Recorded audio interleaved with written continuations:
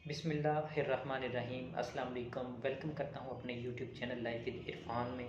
और वीडियो का आगाज़ एक गुड न्यूज़ के साथ है कि रमज़ानुल मुबारक की आमद हो चुकी है। तो इस मुबारक महीने में हमें क्या क्या चीज़ें करनी चाहिए, हमें अपनी रूटीन को चेंज कैसे करना है, हम अपनी लाइफ में किस तरीके से इस रमज़ानुल मुबारक में कुछ ऐसे काम जो फ्री किए जा सकते हैं और बहुत सारी नेकियां कमाई जा सकती हैं। इंसान अशरफुल मखलूक़ात है, लेकिन इसमें हम देखते हैं कि छोटी चीज़ को हम इग्नोर करते जा रहे हैं। और अगर छोटी सी चीज़ को ही अगर आप फॉलो कर लें, अगर उस पर अमल कर लें, तो यकीनन वो आपकी निजात का ज़रिया बन सकती है। किसी भूखे को खाना खिलाना, किसी ज़रूरतमंद की ज़रूरत पूरी करना, किसी ऐसे शख्स से मुलाकात करना जो अपनी परेशानियों में मुब्तला है, अपने घर की परेशानियों में घिरा हुआ। लेकिन अगर आप उसके साथ बैठ के कुछ दुख शेयर करते हैं, कुछ बातें शेयर करते हैं, कुछ ऐसी चीज़ करते हैं जिससे आपका ज़हन, आपका दिल मुत्मिन हो, आप और उसकी ज़रूरियात पूरी हो सके, तो आप यकीन करेंगे आपका दिल और दिमाग, आपकी रूह, आपकी बॉडी को बिल्कुल इतना सुकून मिलेगा कि आप यकीनन सोच भी नहीं सकते। ये ऐसी चीज़ें बाहर से नहीं मिलती और ना ही कुछ पैसों से मिलती है। ये आपके पास जितनी भी दौलत है, ये आपको फ़ायदा दे सकती है और आपको फ़ायदा नहीं दे सकती, ये आपको नुकसान भी दे सकती है। तो इसलिए अगर आपके पास दौलत है तो ज़रूरतमंद की ज़रूरियात को पूरा करें। अल्लाह ने आपको दिया तो आपने उनमें उनमें से दिए हुए, जो अल्लाह पाक ने आपको दिया है, उसी में से आपने आगे देना है। तो रमज़ानुल मुबारक की आमद है, इसमें कुछ चेंजिंग करनी है अपने अंदर। अपने किस तरह से चेंजिंग करनी है वो आप डिसाइड कर सकते हैं।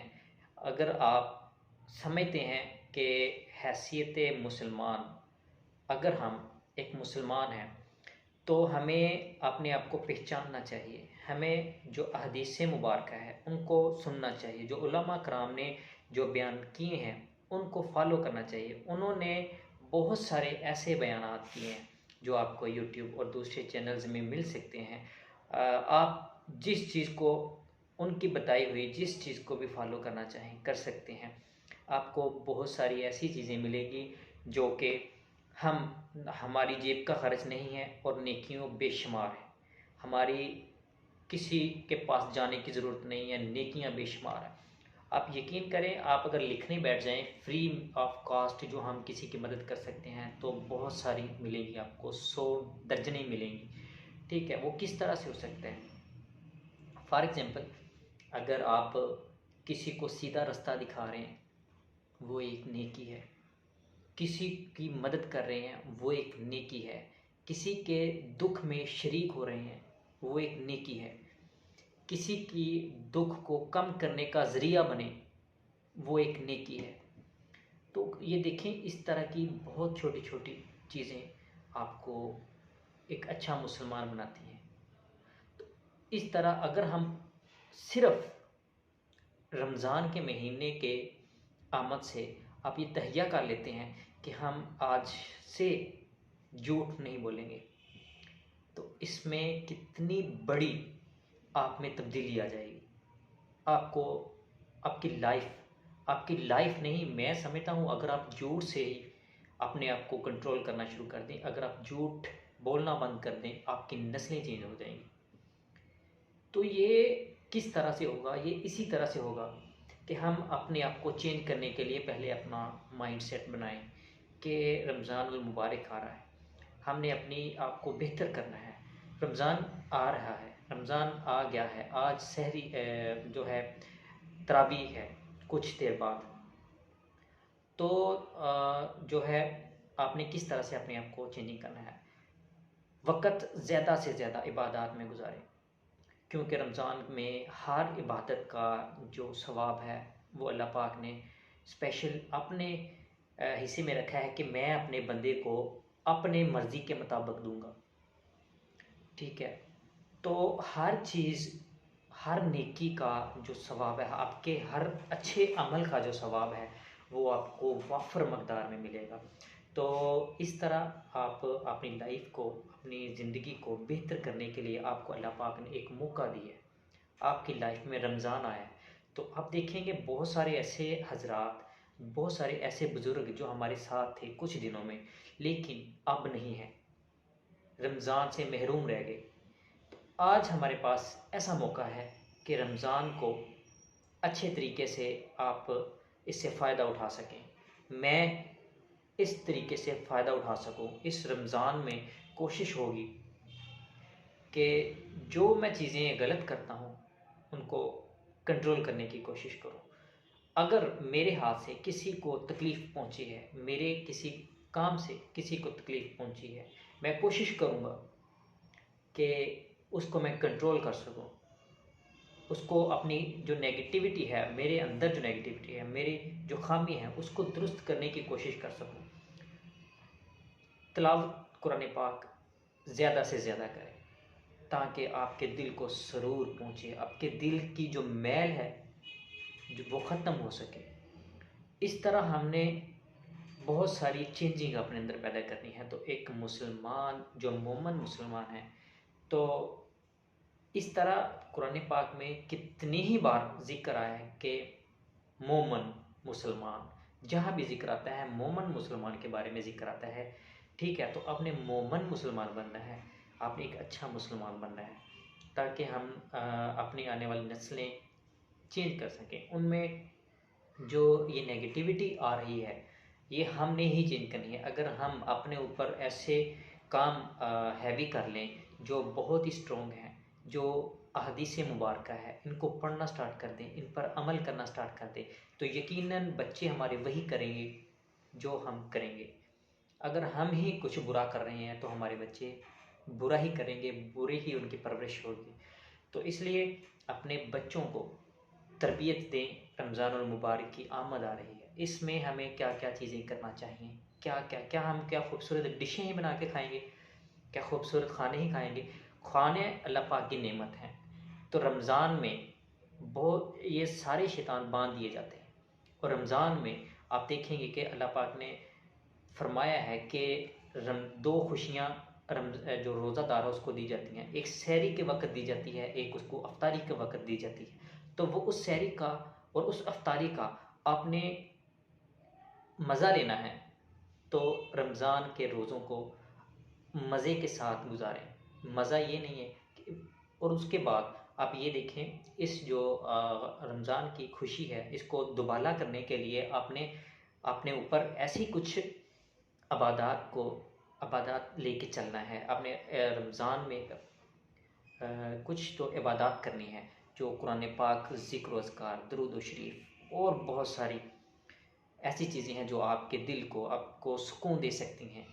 दूसरे नंबर पे, अगर आप थोड़े से मिनट निकाल के, ज़िंदगी के चंद मिनट निकाल के अगर आप सोचें कि क्या मैं किसी इंसान को या किसी अपने हमसाये को या किसी ऐसे ज़रूरतमंद को, अगर मैं उसकी ज़रूरत पूरी कर सकता हूँ तो मुझे करनी चाहिए। अगर मुझे मेरी 400-500 से उसकी ज़रूरत पूरी हो सकती है, उसके घर वाले अच्छा खा सकते हैं, कोई गरीब को फल खा सकता है, तो आप इन चीज़ों से ना घबराएं कि मेरे पैसे कम हो जाएंगे। अल्लाह पाक इरशाद फरमाते हैं कि जिस बंदे ने मेरी राह में दिया उसको 10 गुना ज़्यादा दिया जाएगा। तो इसलिए आप क्यों घबरा रहे हैं कि पैसे सेव करने से ज़्यादा होते हैं। मैं कहता हूँ आप अल्लाह की राह में दिया करें। मैं क्या कहना है, अहादीस मुबारक सुन लें, आप उलमा कराम की कोई बयान सुन लें, तो हर जगह पे यही है कि आप गरीबों की मदद करें, मिस्कीनों के साथ शफ़क़त से पेश आएँ।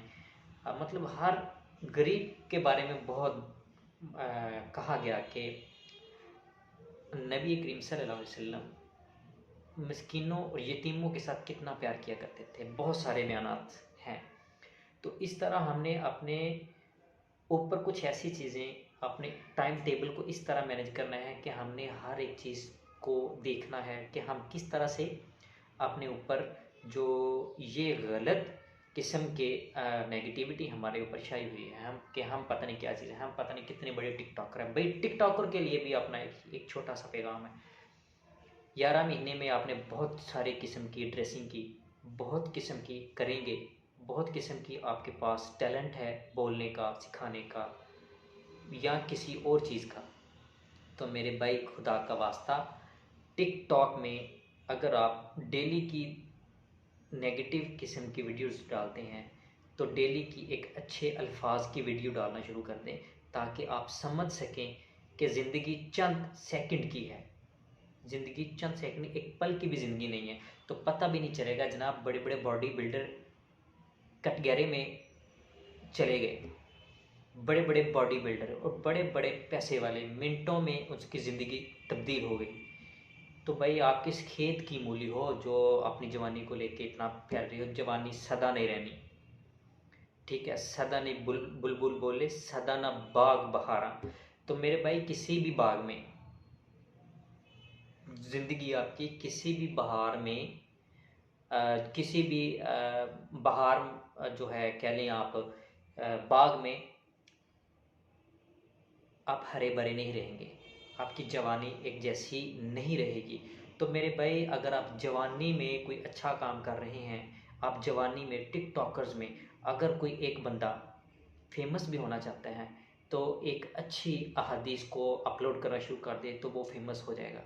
तो ज़रूरी नहीं है कि ये आप इसी अंदाज़ को, इसी वीडियो स्लो मोशन जो बना के अपलोड करते हैं, इसी के ही फॉलोवर आपको मिलेंगे या इसी हरकत से ही आपको फॉलोवर मिलेंगे।